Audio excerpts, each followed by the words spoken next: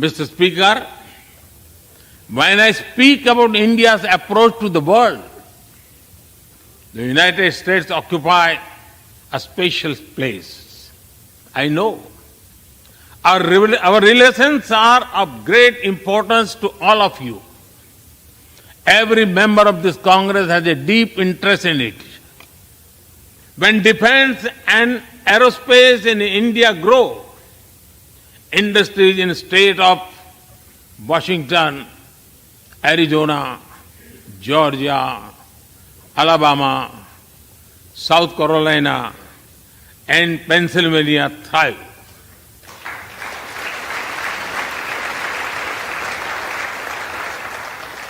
When American companies grow, their research and development centers in India thrive. When Indians fly more, a single order for aircraft creates more than 1 million jobs in 44 states in America.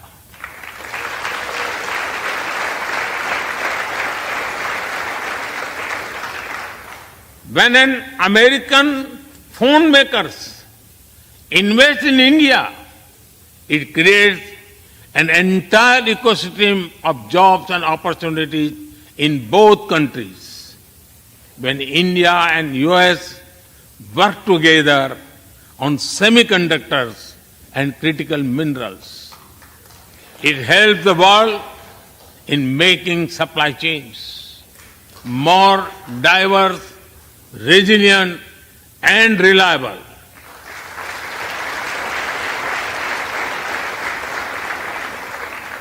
Indeed, Mr. Speaker, we were strangers in defense cooperation at the turn of century. Now, the United States has become one of our most important defense partners.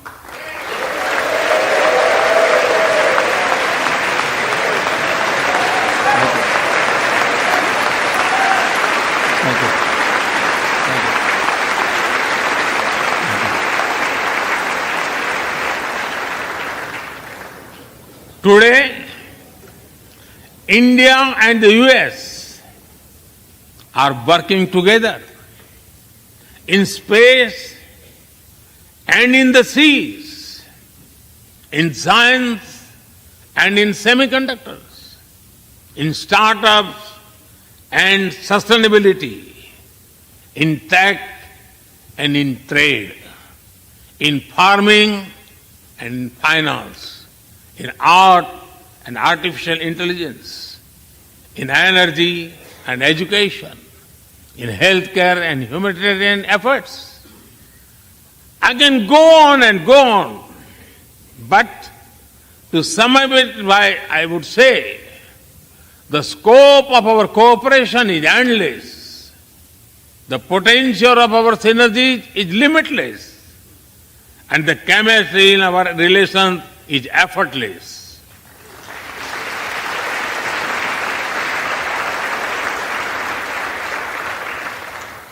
In all this, Indian Americans have played a big role.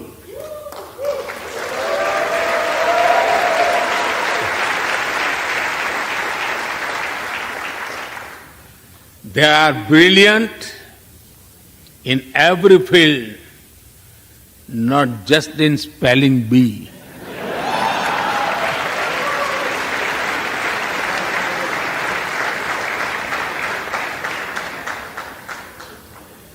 With their hearts and minds, talent and skills, and the love for America and India, they have connected us. They have unlocked doors. They have shown the potential of our partnership. Mr. Speaker, distinguished members, every Indian Prime Minister and American President of the past has taken our relationship further. But our generation has to honor of taking it a greater heights.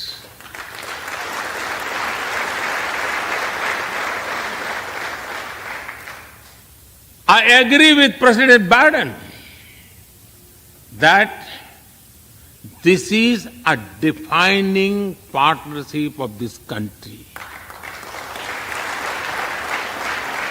because it serves a larger purpose. Democracy, demography, and destiny give us the purpose. One consequence of globalization has been to cover over concentration of supply chains. We will work together to diversify, decentralize, and democratize supply chains.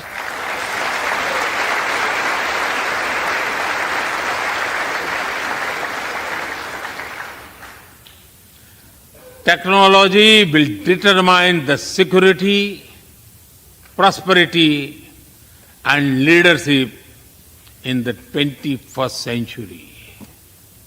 That is why our two countries established a new initiative for critical and emerging technologies. Our knowledge partnership will serve humanity and seek solutions to the global challenges of climate change, hunger, and health.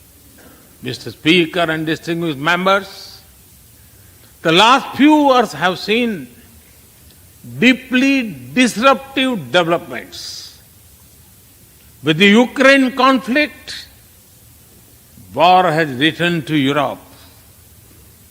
It is causing great pain in the region. Since it involves major powers, the outcomes are severe. Countries of the global south have been particularly affected. The global order is based on the respect for the principle of the UN Charter, peaceful resolution of disputes, and respect for sovereignty and territorial integrity.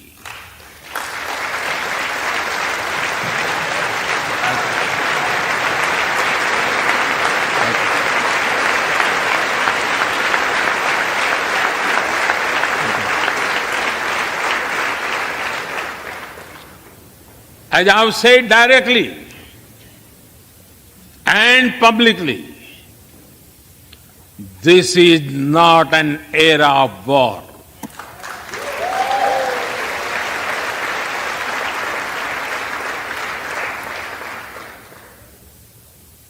But it is one of dialogue and diplomacy. And we all must do what we can to stop the bloodshed and human suffering.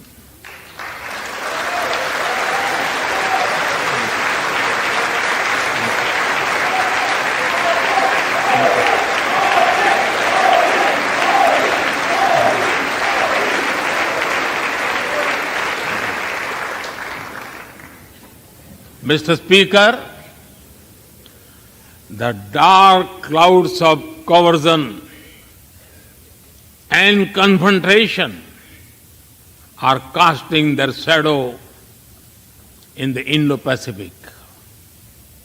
The stability of the region has become one of the central concerns of our partnership. We share a vision of a free, open, and inclusive Indo-Pacific.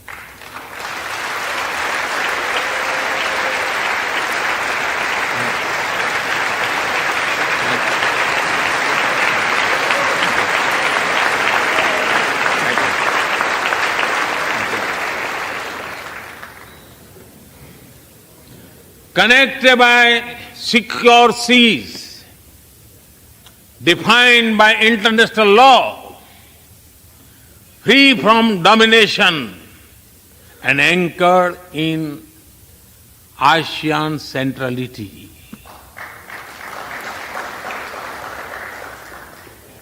A region where all nations small and large, are free and fearless in their choices, where progress is not suffocated by an impossible burdens of debt.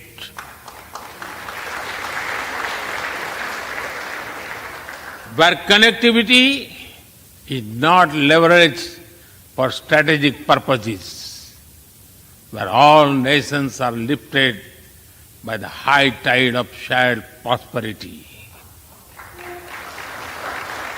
Our vision does not seek to contain or exclude, but to build a cooperative region of peace and prosperity. We work through regional institutions and with our partners from within the region and beyond. Of this, Quad has emerged as a major force of good for the region.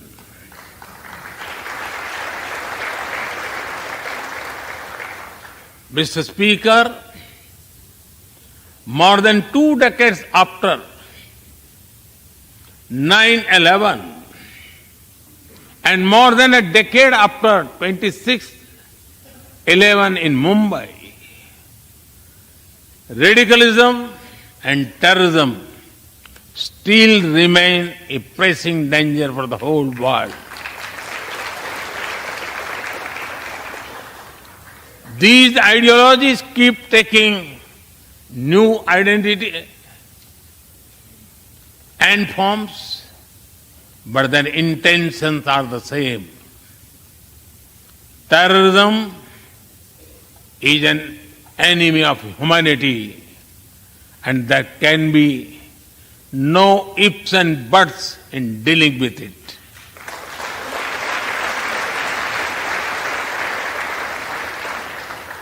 We must overcome all such forces sponsoring and exporting terror.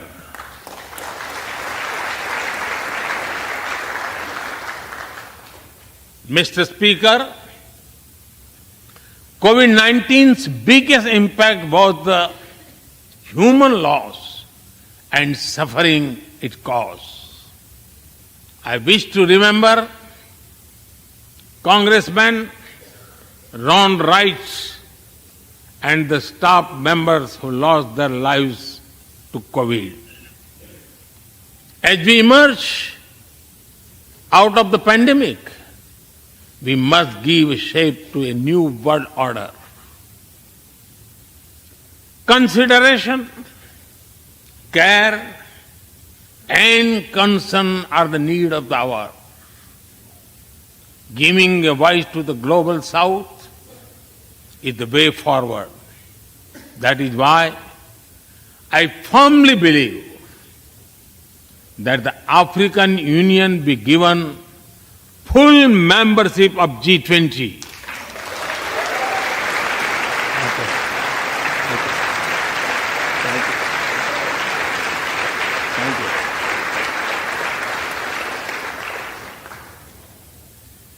We must revive multilateralism and reform multilateral institutions. With better resources and representation that applies to all our global institutions of governance, especially the United Nations. When the world had changed, our institutions too must change, or risk getting replaced by a world of rivalries without rules. In working for a new world order based on international law, our two countries will be at the forefront as partners.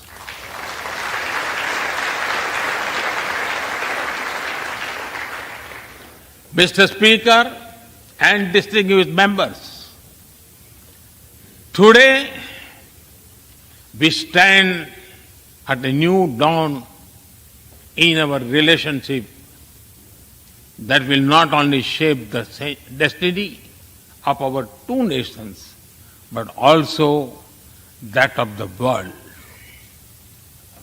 As the young American poet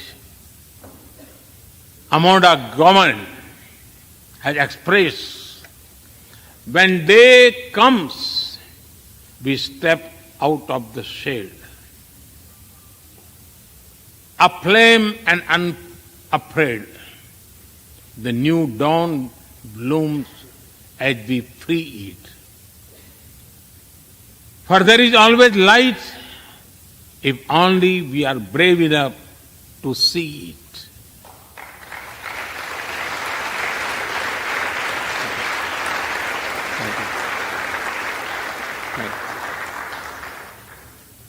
Our trusted partnership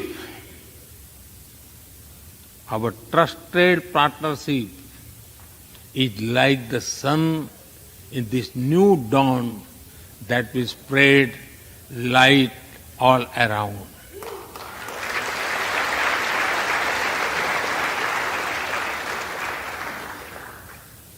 I am reminded of a poem that I once wrote. आसमान में सिर उठाकर घने बादलों को चीरकर रोशनी का संकल्प ले, अभी तो सूरज उगा है।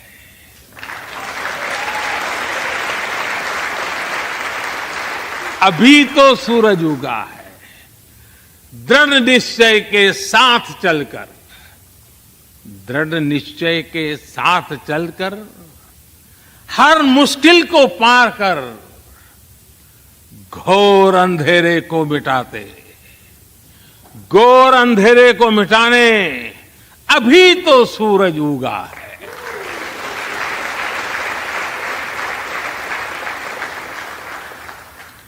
If I were to say it in English, it would be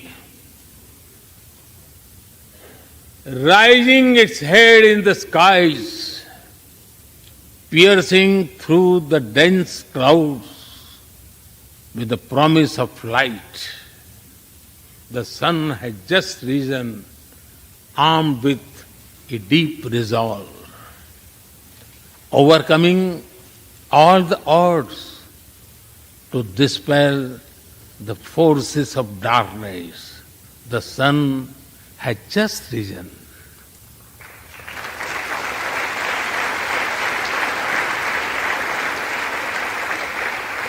Mr. Speaker and distinguished members, we come from different circumstances and history, but we are united by a common vision and by a common destiny.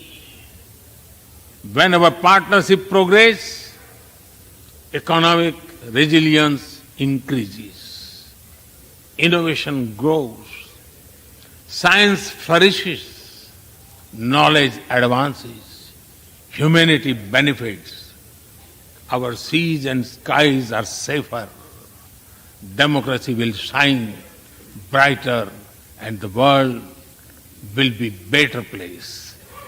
That is the mission of our partnership. That is our calling for this century. Mr. Speaker and distinguished members, even by the high standards of our partnership, this visit is one of the great positive transformation. Together, we shall demonstrate that democracy is better and democracy is deliver.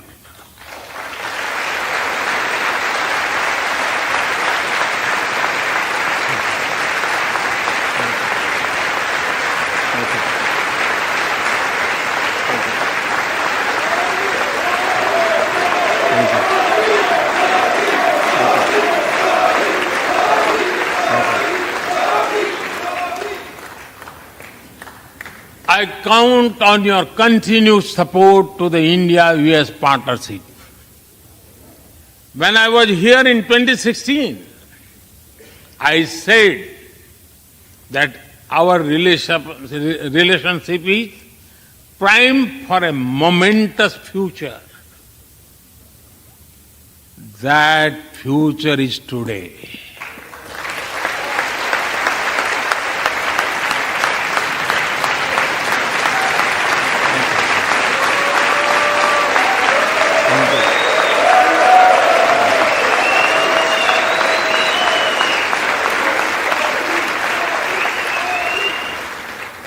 Thank you once again, Mr. Speaker, Madam Vice President, and the distinguished members of this honor. God bless America. Jai Hind.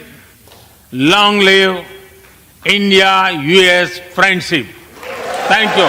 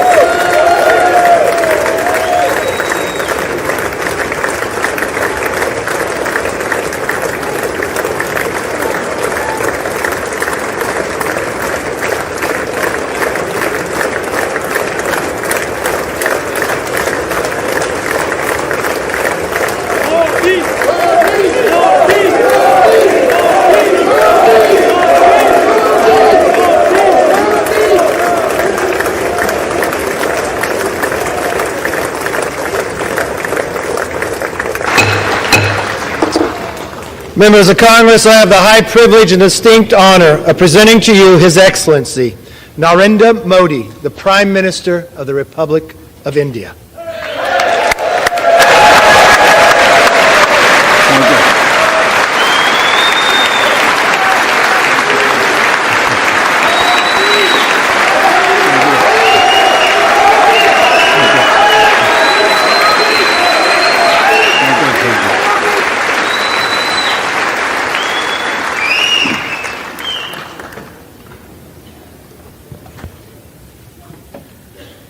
Mr. Speaker,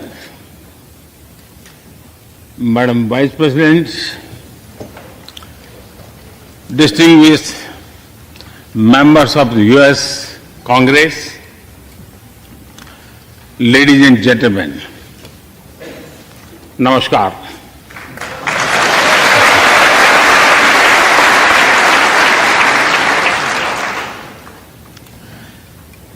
It is always a great honor to address the United States Congress.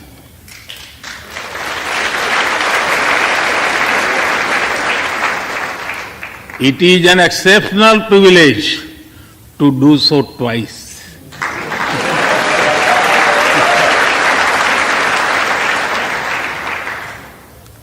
For this honor,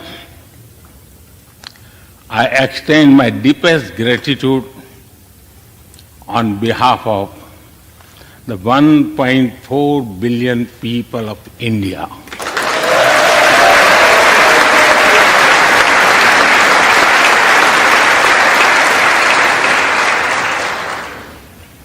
I see that nearly half of you were here in 2016. I feel your warmth as old friends.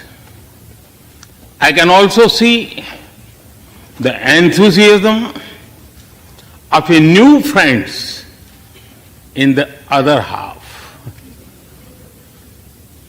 I remember Senator Harry Reid, Senator John McCain, Senator Orrin Hatch,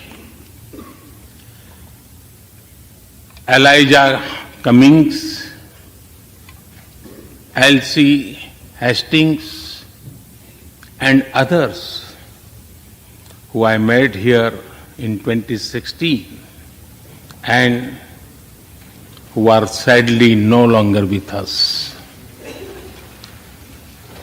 Mr. Speaker,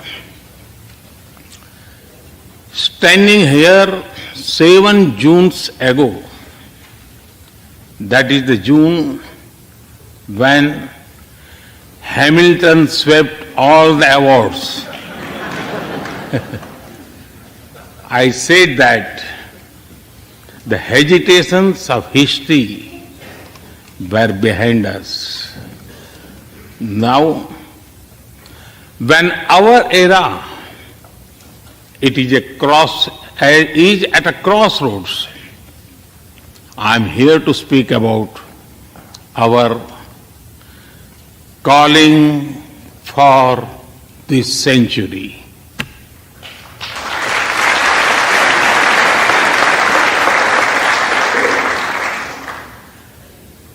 Through the long and widening road that we have traveled, we have met the test of friendship.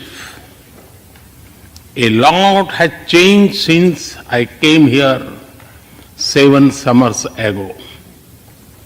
But a lot has remained the same, like our commitment to deepen the friendship between India and the United States.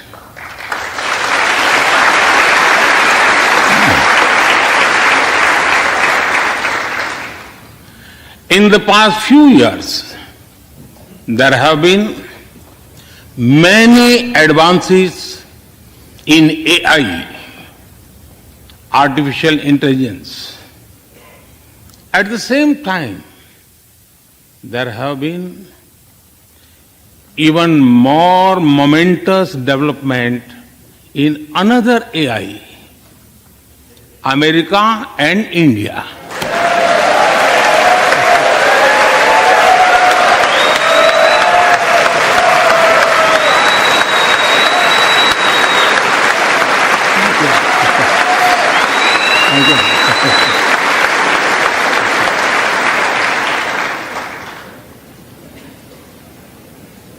Mr. Speaker and distinguished members, the beauty of democracy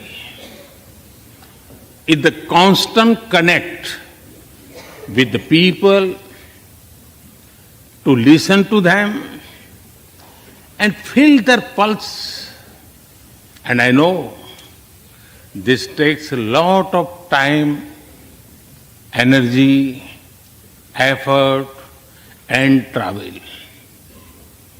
It is a Thursday afternoon, a fly-out day for some of you. So I am grateful for your time. I also know how busy you have been this last month. Being a citizen of a vibrant democracy, myself, I can admit one thing, Mr. Speaker, you have a tough job.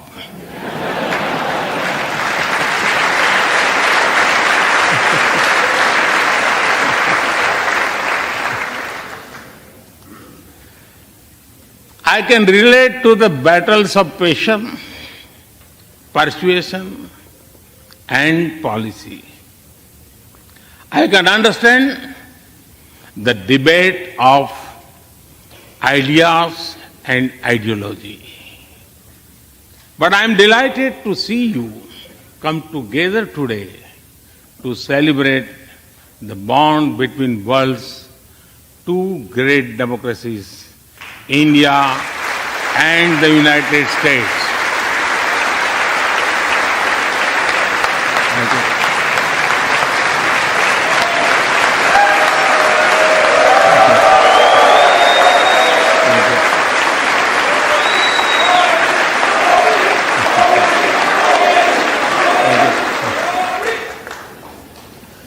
I am happy to help out.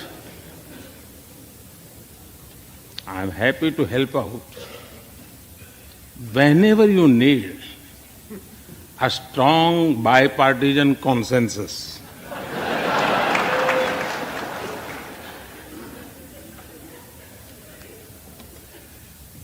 There will be and there must be a contest of ideas at home.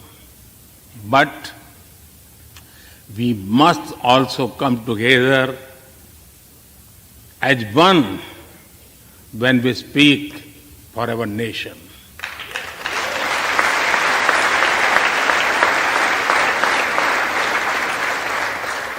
And you have shown that you can do it. Congratulations.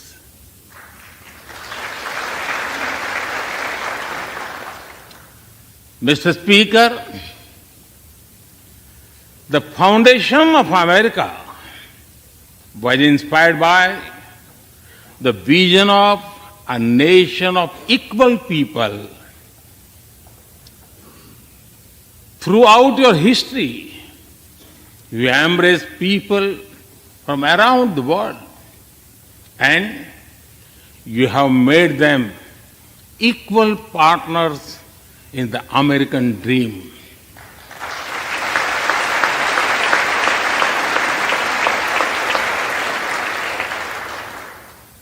There are millions here who have roots in India. Some of them sit proudly in this chamber.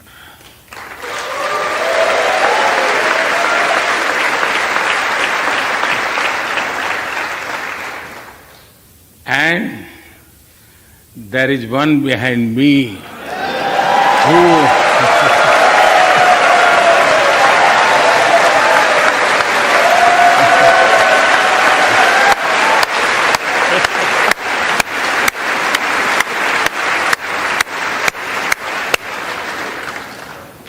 who had made history. I am told that the Samosa Caucus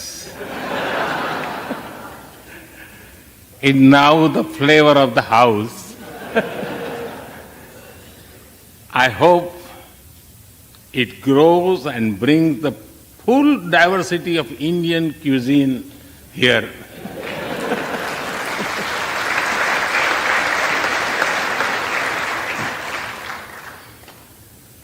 Over 2 centuries, we have inspired each other through the lives of great Americans and Indians. We pay tribute to Mahatma Gandhi and Martin Luther King Jr.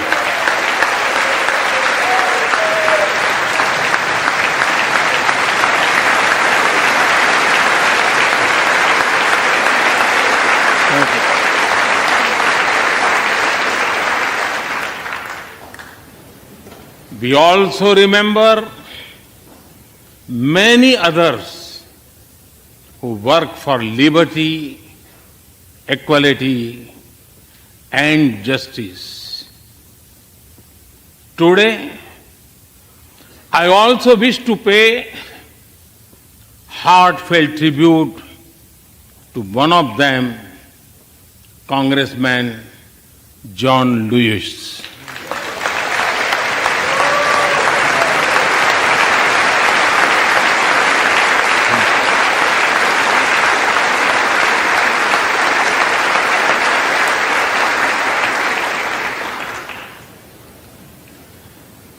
Mr. Speaker, democracy is one of our sacred and shared values. It has evolved over a long time and taken various forms of systems. Throughout history, however, one thing has been clear. Democracy is the spirit that supports equality and dignity.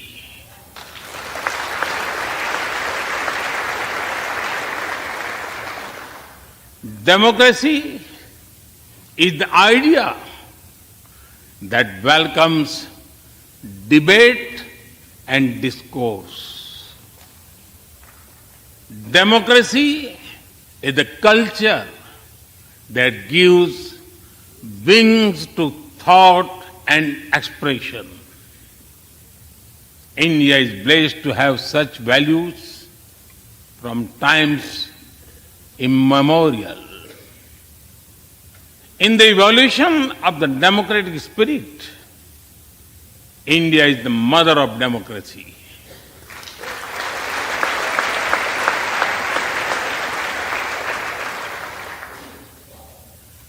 Millennia ago,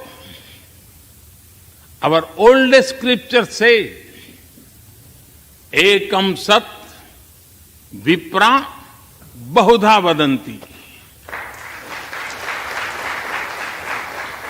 It means that truth is one, but the wise express it in a different ways.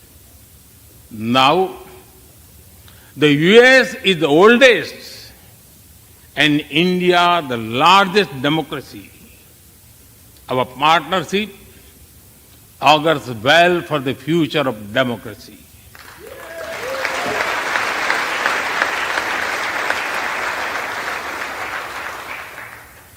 Together, we shall give a better future to the world and a better world to the future.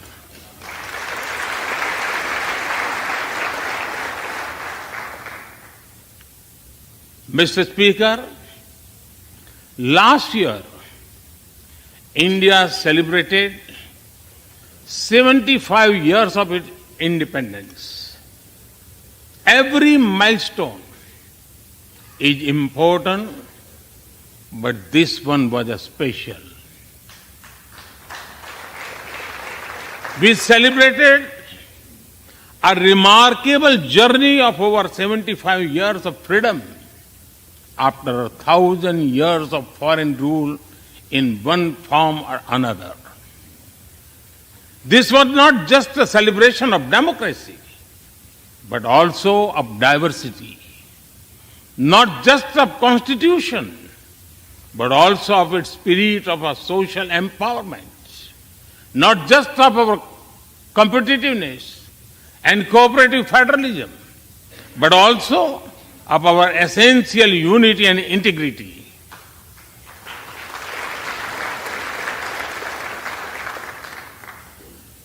We have over 2,500 political parties.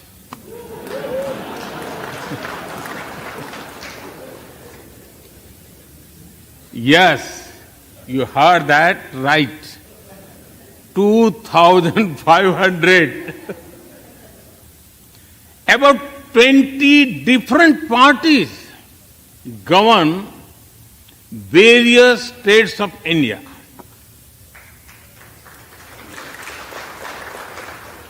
We have 22 official languages and thousands of dialects, and yet we speak in one voice.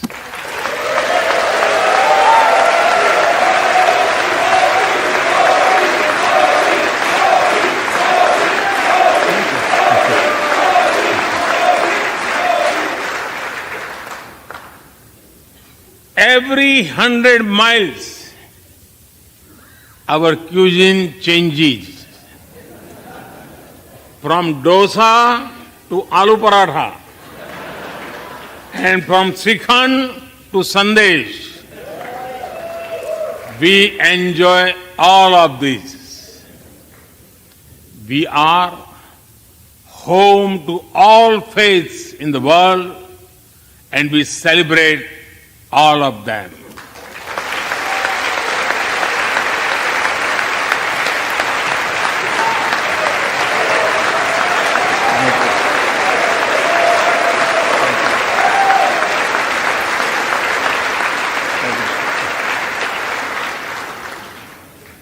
In India, diversity is a natural way of life.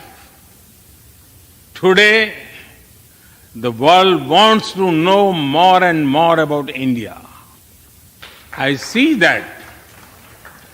Curiosity in this house too. We were honored to receive over 100 members of the US Congress in India over the last decade.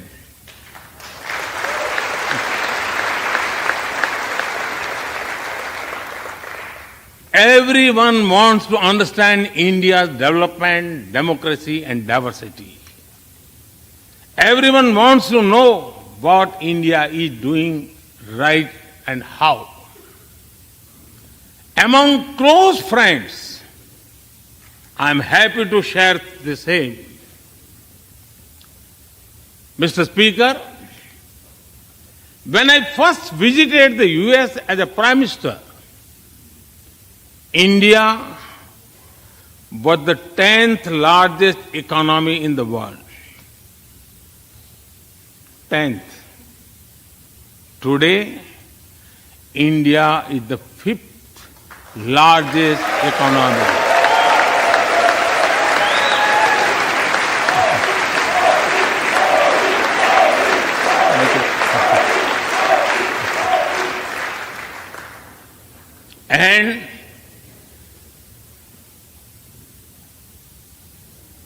And India will be the 3rd largest economy soon.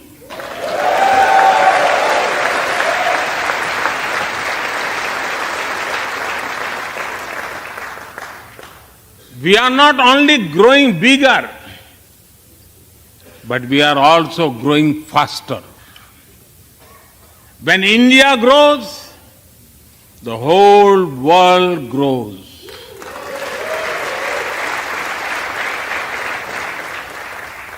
After all, we are 1/6 of the world's population. In the last century, when India won its freedom, it inspired many other countries to free themselves from colonial rule.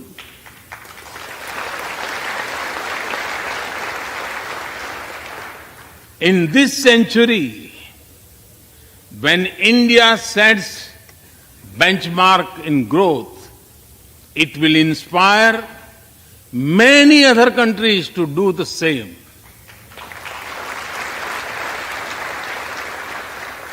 Our vision is सबका साथ, सबका विकास, सबका विश्वास, सबका प्रयास. It means together for everyone's growth, with everyone's trust and everyone's efforts. Let me share with you how this vision is translating into action with speed and scale. We are focusing on infrastructure development. We have given nearly 40 million homes to provide shelter to over 150 million people.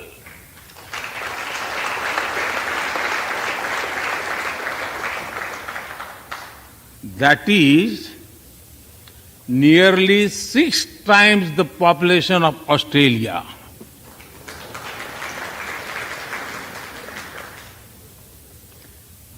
We run a national health insurance program that ensures free medical treatment for about 500 million people.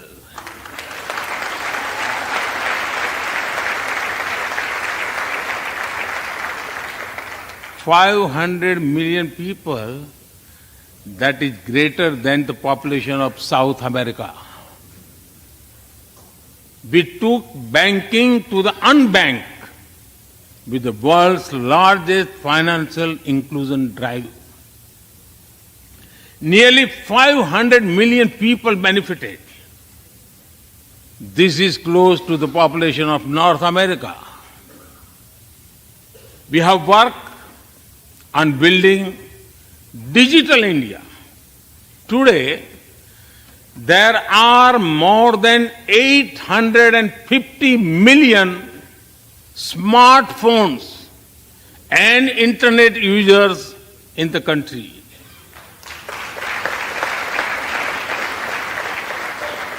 This is more than the population of Europe. We protected our people with 2.2 billion doses of made in India COVID vaccines.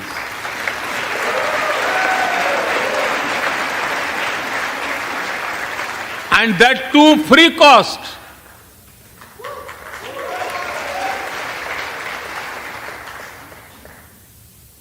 I may be running out of continent soon, so I will stop here. Distinguished members, the Vedas are one of the world's oldest scriptures. They are a great treasure of humanity composed thousands of years ago. Back then, women sages composed many verses in these Vedas. And today, in modern India, women are leading us to a better future.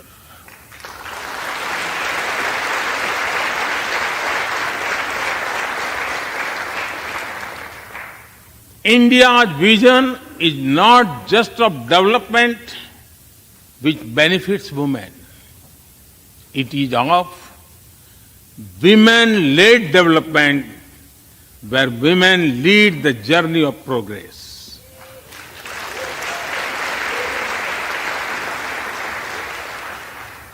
A woman has risen from a humble tribal background to be our head of states.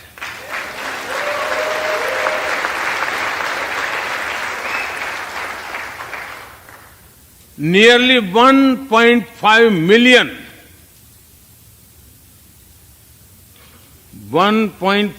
million elected women lead us at various levels. And that is of local governments.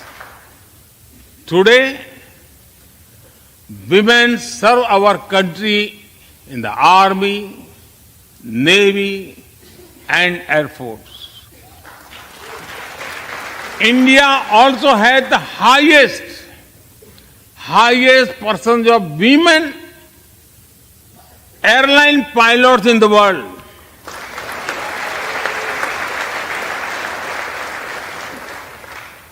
And they have also put us on Mars by leading our Mars mission. I believe that investigating in a girl child lifts up the entire family. Empowering women transforms the nation.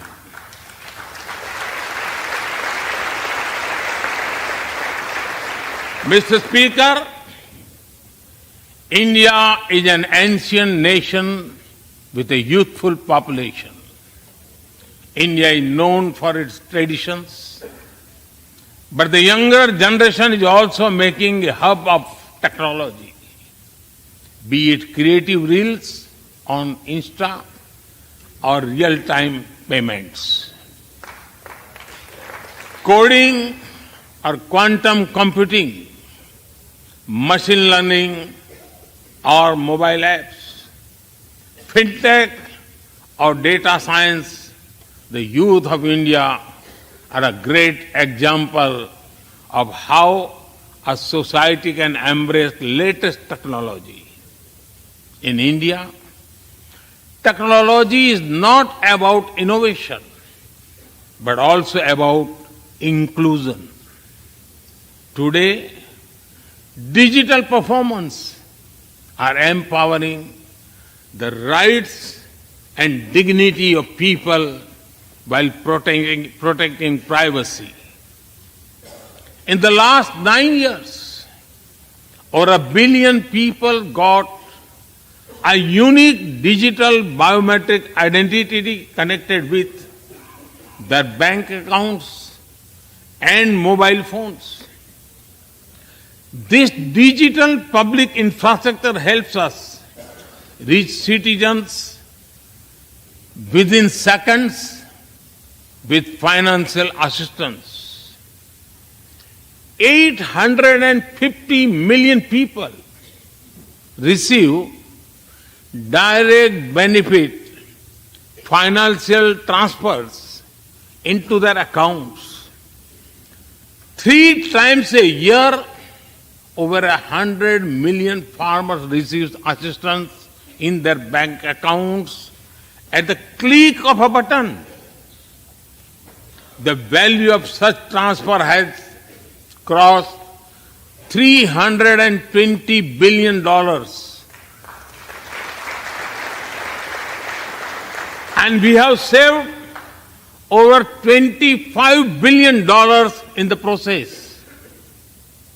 If you visit India, you will see everyone is using phones for payments, including street vendors.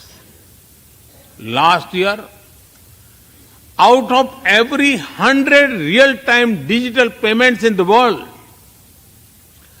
46 happened in India.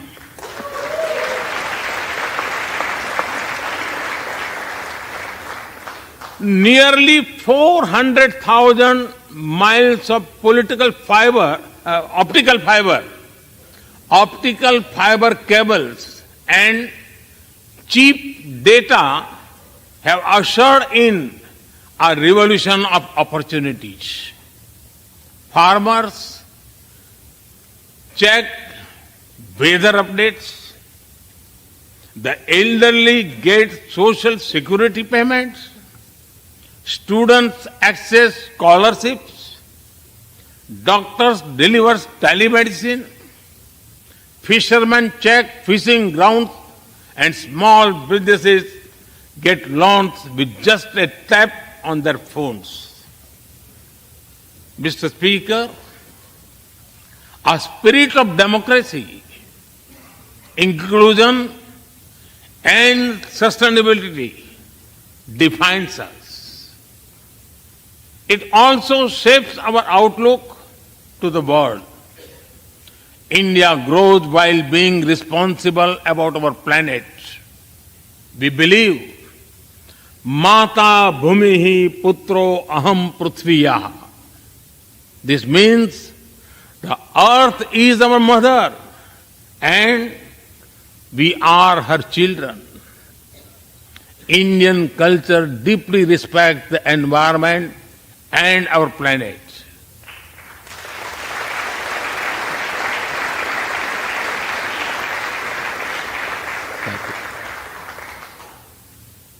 While becoming the fastest growing economy, we grew our solar capacity by 2,300%. Yes, you have heard right. 2,300%.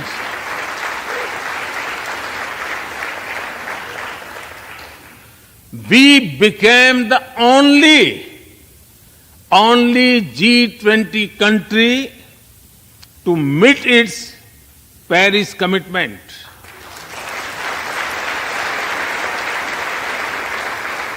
We made renewables account for over 40% of our energy sources, 9 years ahead of the target of 2030. But we did not stop there. At the Glasgow summit, I proposed Mission Life, lifestyle for environment. This is a way to make sustainability a true people's movement. To live it, to be the job of governments alone. By being mindful in making choices, every individual can make a positive impact. Making sustainability a mass movement, we help the world reach the net zero target faster. Our vision is pro-planet progress. Our vision is pro-planet prosperity. Our vision is pro-planet people.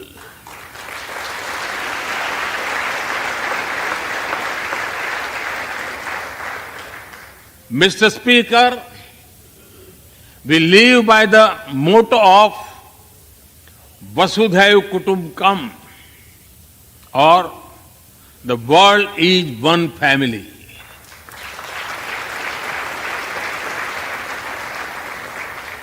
Our engagement with the world is for everyone's benefit. The one sun, one world, one grid seek to join us. All is connecting the world with clean energy.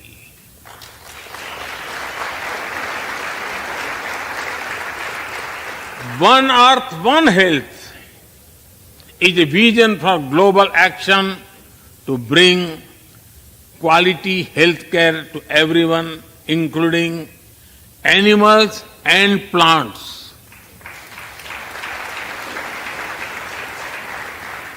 The same spirit is also seen in the theme when we chair the G20, One Earth, One Family, One Future. We advance the spirit of unity through yoga as well. Just yesterday, the whole world came together to celebrate the International Day of Yoga.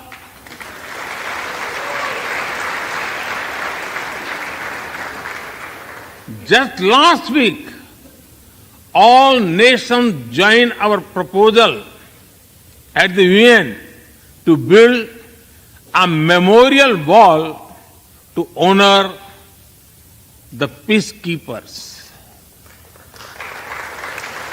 And this year, the whole world is celebrating the International Year of Millets to promote sustainable agriculture and nutrition alike.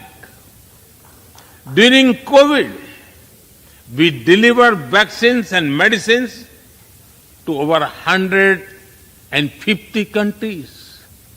We reach out to others, being disasters as first responders, as we do for our own. We share our modest resources with those who need them the most.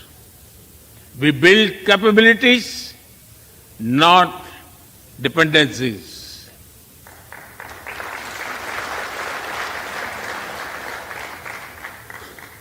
Mr. Speaker, when I speak about India's approach to the world, The United States occupy a special place. I know. Our relations are of great importance to all of you. Every member of this Congress has a deep interest in it. When defense and aerospace in India grow, industries in the state of Washington, Arizona, Georgia, Alabama, South Carolina, and Pennsylvania thrive.